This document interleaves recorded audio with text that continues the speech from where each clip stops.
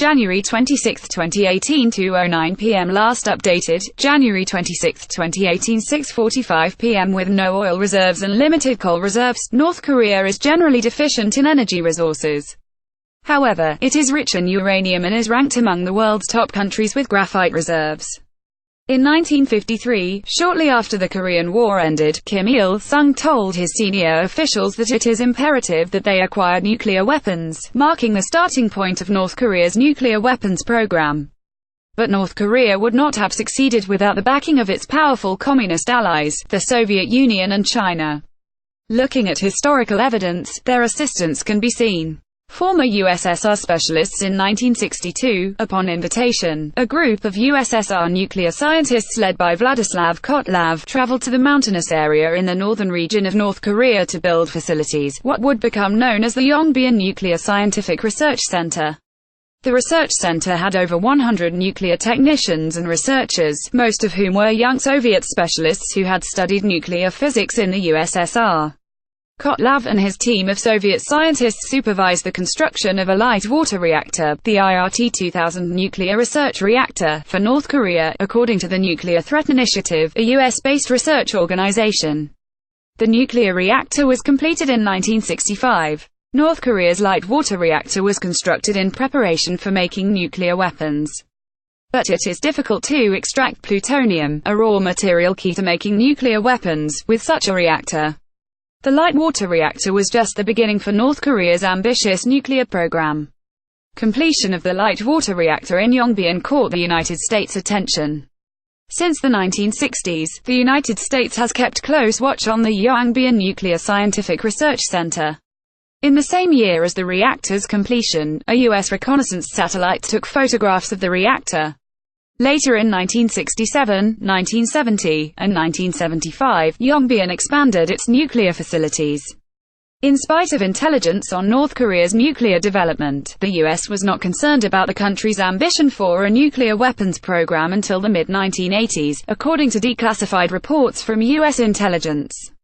A TV screen in Seoul, South Korea, showing footage of the public demolition of the cooling tower at North Korea's Yongbyon nuclear complex on June 27, 2008. Yongbyon, AFP, Getty Images. But with the disintegration of the USSR in 1991, the event brought North Korea a welcome opportunity. Scores of Soviet scientists who had specialized in nuclear weapons research were now out of a job, and North Korea was keen to hire them. In December 1992, during a speech given at the Russian parliament, Viktor Barannikov, then director of Russia's State Counterintelligence Service, FSK, revealed that his agents stopped 64 Russian missile specialists from going to a country to build missile complexes that could deliver nuclear weapons. He did not reveal the country, but journalists located the specialists and learned that they were headed for North Korea, as detailed in the North Korean Nuclear Program, a collection of academic research published in 2000. Also in 1992, Russian authorities raided and stopped a flight about to take off from Moscow, which carried 36 Russian missile design specialists headed to North Korea to be recruited for designing missiles. These scientists came from a nuclear research and development center located in the Ural Mountains, according to a report by United Press International. They were promised monthly wages of $1,500 to $4,500. Today it is still unclear how many nuclear weapons specialists who previously worked for the USSR have been hired away by North Korea. But those scientists and technicians would have been prime targets for North Korean overtures to North Korea via Pakistan via China. North Korea also established ties with the father of Pakistan's nuclear bomb and nuclear physicist Abdul Qadir Khan Aq Khan. After his arrest, Khan admitted that he had sold North Korea more than 20 P1 and P2 centrifuges for uranium enrichment in 1990. Khan had visited North Korea's nuclear facilities, while North Korean nuclear researchers secretly paid visits to Pakistan. According to International Atomic Energy Agency IAEA experts, the plutonium extraction technology used at the nuclear reactor in Yongbyon has the stamp of Pakistan on them. Nuclear scientist Abdul Qadir Khan at the Rawalpindi High Court in Pakistan on January 9, 2010. Photo credits should read BEHROUZMEHRIAFP. Getty Images. In his memoir published in 2006, former Pakistani President Pervez Musharraf admitted that North Korea engaged in secret transactions with an international underground nuclear trafficking network run by Khan. Khan holds a PhD in metallurgical engineering, and once worked for a uranium enrichment company in Europe. In 1975, Khan secretly returned to Pakistan with the blueprints for making centrifuges, and began directing Pakistan's nuclear weapons research. President Musharraf admitted that under Khan's leadership, Pakistan's main source of materials and technologies for making nuclear weapons had been through an underground network that operated mainly in developed European countries. Shortly after, Khan established his own underground trafficking network, and North Korea was one of his biggest clients. According to Musharraf's memoir, Khan sold nearly 24 P1 and P2 centrifuges to North Korea, in addition to providing them with measuring equipment and fuel for operating centrifuges. Khan also passed on centrifuge technologies to North Korean specialists and took them to see his top-secret centrifuge workshop.